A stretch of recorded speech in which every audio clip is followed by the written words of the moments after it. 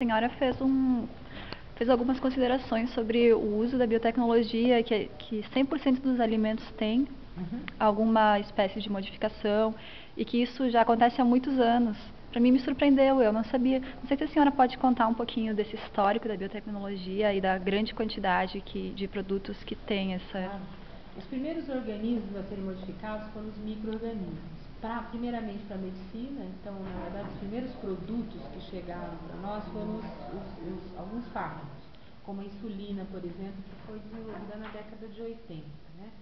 E a partir dessa época aí, primeiro vieram os medicamentos produzidos por micro-organismos e, ao mesmo tempo, na área industrial. Então, as enzimas de micro-organismos transgênicos são aplicadas no sabão em pó, então aquelas bolinhas azuis que o sabão em pó tem, são as enzimas lipolíticas de micro-organismos transgênicos que degradam gordura. Então o sabão lava mais branco por causa dessas enzimas. E houve um benefício ambiental muito grande, porque essas enzimas substituíram a soda, que era usada para poder tirar a gordura de roupa. Antigamente essa soda ou ácido em alguns processos ia para o meio ambiente. O jeans que a gente usa, ele era lavado, batido nas pedras, então por isso que chamava stonewash, para dar aquele aspecto envelhecido e tudo mais. Era caríssimo, porque as pedras gastavam muito rapidamente a maquinaria para fazer o índigo, e se usava ácido para descolorir e amaciar o tecido. Isso tudo foi substituído por enzimas de micro-organismos transgênicos. Elas amaciam, descoloram, dão aquele aspecto de velho, e, quer dizer, reduzindo extremamente o custo do índigo. Evidentemente que as marcas cobram o que querem, mas reduzindo o custo do índigo, tornando acessível a todo mundo e trazendo uma redução de poluição ambiental, porque todo esse ácido ia para os esgotos, para os rios. Né? Aí, extração de xarope das frutas, das frutas e do próprio milho, por exemplo, você usa solventes orgânicos fortes, são substituídos por enzimas de micro-organismos transgênicos. As bactérias láticas usadas em queijos são transgênicas desde 1985, usadas em todos os nossos queijos, e a gente come, as bactérias estão vivas lá. Quer dizer, nós já comemos organismos transgênicos vivos muito antes das plantas.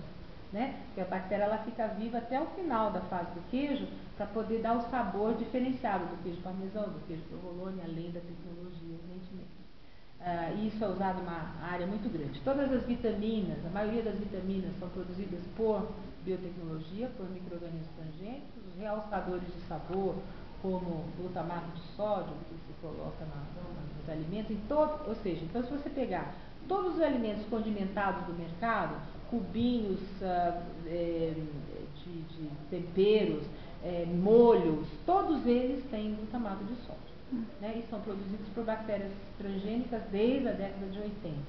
As leveduras de cervejaria e de panificação foram transformadas também, são transgênicas desde a década de 80, através de uma tese de doutorado que foi feita na Inglaterra. Então, desde lá, elas são transgênicas. Se você toma cerveja, a cerveja é pasteurizada, a levedura está morta, mas no chopp, normalmente ela está viva durante algum tempo. Sobretudo nos chopps, das choperias mesmo, né? Depois ela morre por causa do álcool, do próprio álcool.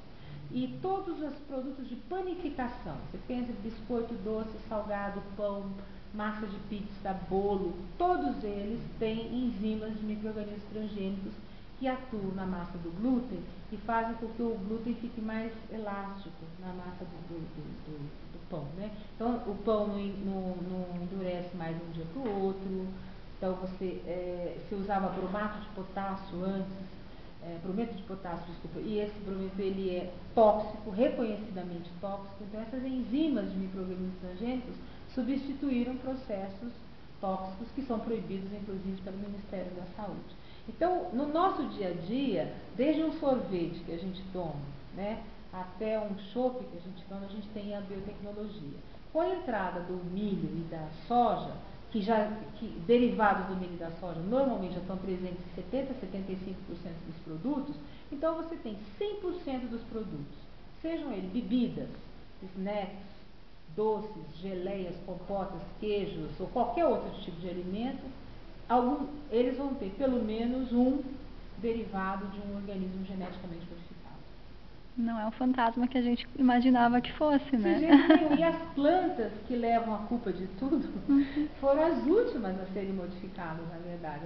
Elas foram colocadas no comércio em 96, 95, 96. E a gente já come esses outros alimentos todos desde a década de 80. Quer dizer, nós temos 25 anos aí, mais de 20 anos, nos alimentando desses produtos feitos com micro-organismos geneticamente modificados.